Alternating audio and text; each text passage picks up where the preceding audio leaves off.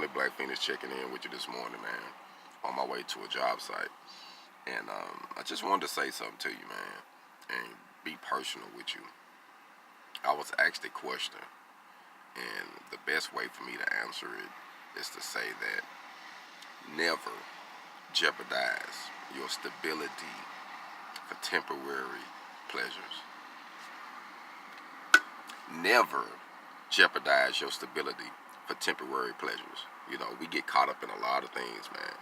But one thing we have to realize, we are in a day and age now where you got to have capital. You got to learn how to save capital. You got to have some type of investment, because if something go down, you need to be able to get from A maybe to Z overnight, like bam, right then.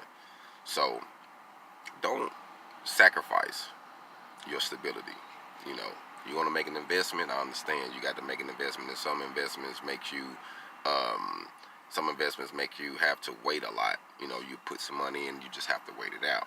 But I will say this, don't put yourself in a bind.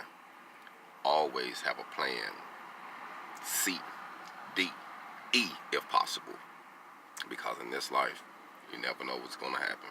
Hold on.